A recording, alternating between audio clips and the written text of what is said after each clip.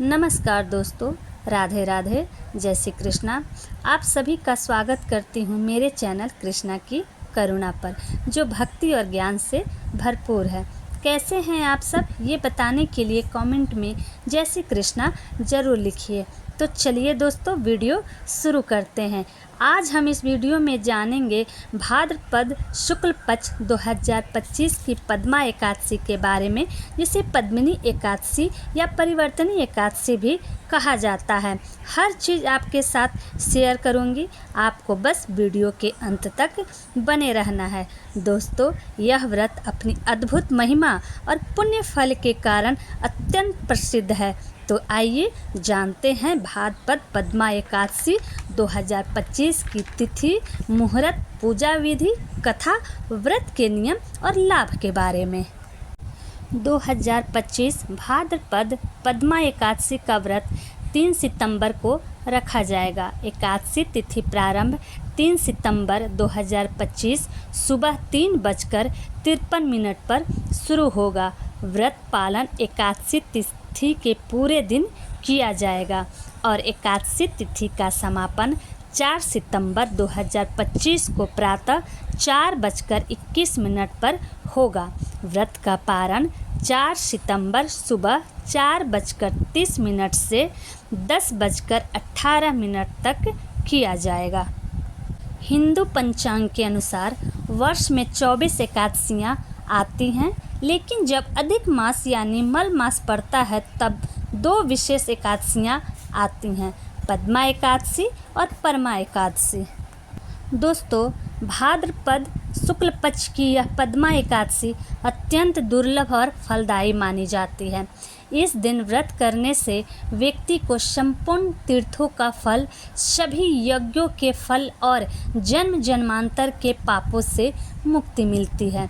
कहा गया है कि यह व्रत करने से मोक्ष की प्राप्ति होती है और घर में सुख समृद्धि का वास होता है। दोस्तों, अब वीडियो में आगे जान लेते हैं पद्मा एकादशी की पूरी पूजा विधि के बारे में। पद्मा एकादशी के दिन व्रती को प्रातः स्नान करके स्वच्छ वस्त्र धारण करना चाहिए। घर के पूजा स्थान पर भगवान विष्णु की प्रतिमा या चित्र स्थापित करें। भगवान विष्णु की प्रतिमा को गंगा जल से स्नान कराएं, फिर पीले वस्त्र पहनाएं।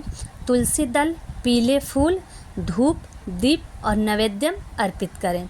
श्री विष्णु सहस्त्रनाम, विष्णु स्तुति या गीता का पाठ करें। उनकी प्रेम पूर्वक श्रद्धा से आरती करें। व्रती को पूरे दिन निर्जला उपवास करना श्रेष्ठ है, लेकिन असमर्थ होने पर फलाहार भी कर सकते हैं। रात्रि जागरण करके भगवान विष्णु की भक्ति करनी चाहिए।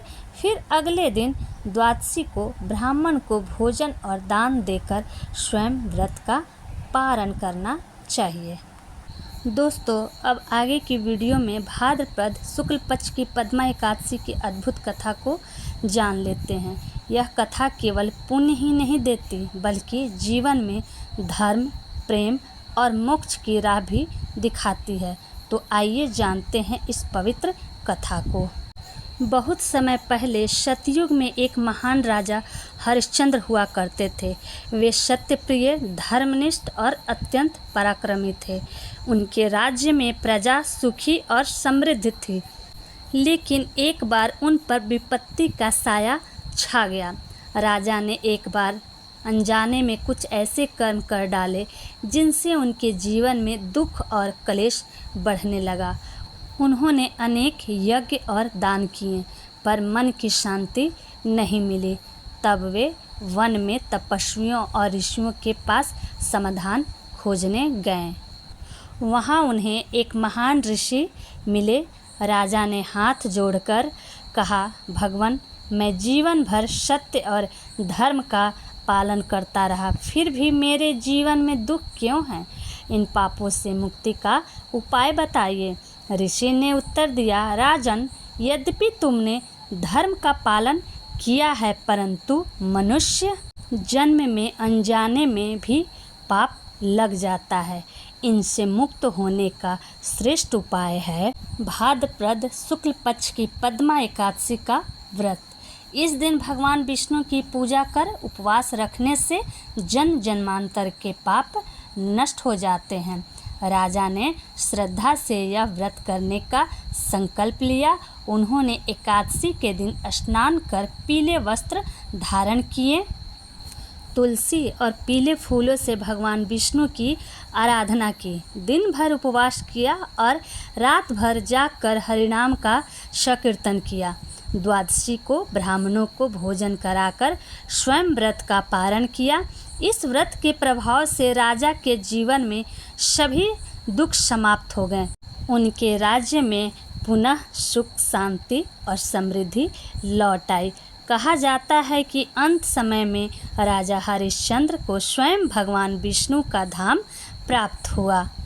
दोस्तों, इस कथा से हमें यह शिक्षा मिलती है कि चाहे हम कितने भी धर्मात्मा क्यों न हो, अनजाने में हुए पाप हमें बांध देते हैं, लेकिन भगवान विष्णु के व्रत और भक्ति से हर बंधन टूट सकता है।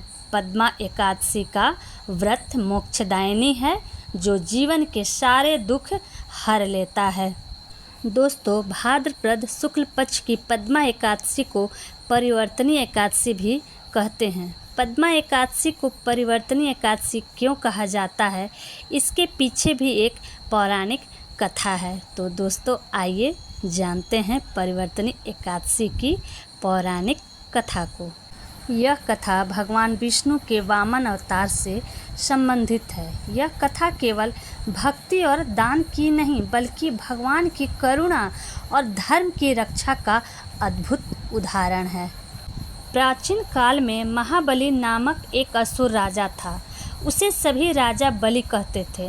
राजा बलि दैत्य कुल से होने पर भी बहुत उदार, दानवीर और शक्तिशाली थे। वे अपने यज्ञों और दानों के कारण तीनों लोकों के स्वामी बन गए, यहाँ तक कि स्वर्ग लोक तक उनके अधीन हो गया और इंद्रादि देवता भी उनसे भयभीत थे। देवताओं ने यह स्थिति देखकर भगवान विष्णु से प्रार्थना की, हे नारायण, यदि आपने हमारी रक्षा न की तो त्रिलोकी पर असुरों का आधिपत्य स्थायी हो जाएगा। भगवान विष्णु ने कहा, दैत्यराज बलि अत्यंत दानशील और धर्मपरायण है। उन्हें युद्ध से नहीं, बल्कि उनके दान से ही पराजित किया जा सकता है। तब भगवान विष्णु ने वामन अवतार धारण किया। एक छोटे ब्राह्मण बालक के रूप में भगवान वामन यज्ञ के समय राजा बलि के पास पहुँचे। वामन ने कहा, हे राजन, मैं एक ब्राह्मण बालक हूँ, मुझे दान में केवल 3 पग भूमि चाहिए। राजा बलि हंसकर बोले, हे नन्हे बालक, 3 पग भूमि से तुझे क्या मिलेगा? मांगो तो पूरे नगर दे दूँ। लेकिन वामन बालक ने कहा, मुझे केवल 3 पग भूमि ही चाहिए। राजा बलि ने वचन दे दिया। ज्यों ही प्रतिज्ञा पूरी हुई, वामन बालक ने विराट रूप धारण कर लिया। पहले पग में उन्होंने पृथ्वी को नाप लिया, दूसरे पग में स्वर्गलोक को नाप लिया।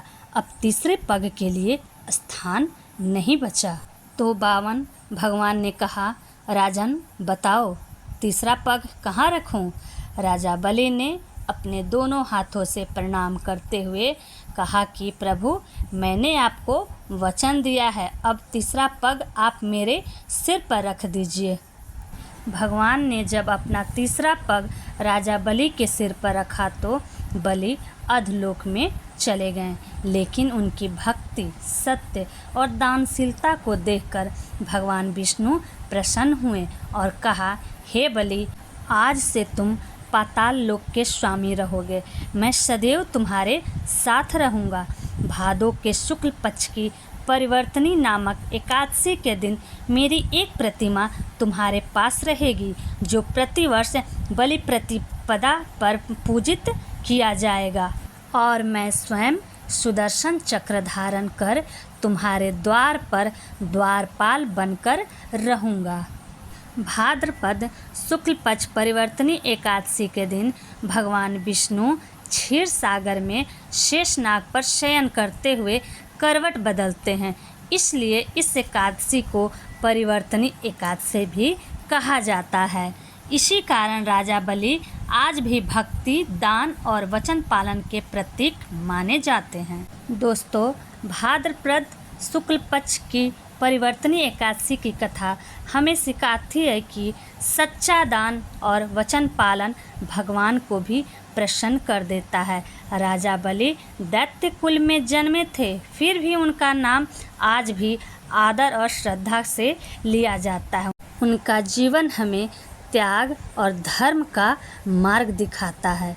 तो दोस्तों, ये थी पद्मा या परिवर्तनी एकादशी की तिथि, पूजा विधि और पावन कथा।